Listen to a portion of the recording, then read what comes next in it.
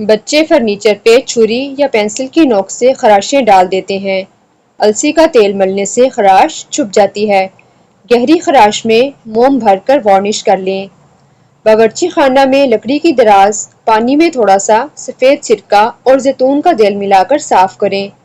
لکڑی کا جتنا بھی سامان یا الماریاں ہیں، ہفتہ میں ایک بار کپڑے پہ یہ محلول لگا کر صاف کر لیں۔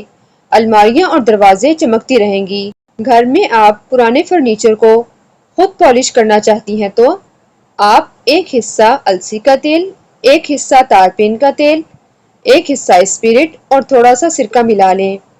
اس محلول سے فرنیچر کو پالش کریں۔ دوسرا طریقہ یہ ہے، اسپرٹ ایک بوتل لیں، لاکھ کا دانہ ایک چٹانک لے کر صاف کر لیں، سونگ رس 3 دانے چمک پیدا کرنے کے لیے۔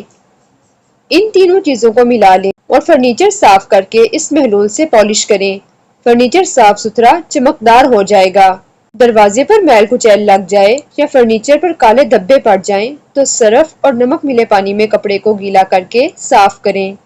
بعد میں خشک کپڑے سے رگڑ لیں۔ اگر سیاہی زیادہ ہے تو مٹی کے تیل سے صاف کریں، اتر جائے گی۔ اگر فرنیچر پر نیل پالش کا رنگ گر جائے تو آپ اسپرٹ روئی پر لگا کر داغ صاف کر لیں۔ پیرافین کا تیل بھی دھبے دور کرتا ہے۔ سیاہی گر جائے تو کپڑا پانی میں بھگو کر صاف کریں، پانی سیاہی کا رنگ ختم کر دے گا۔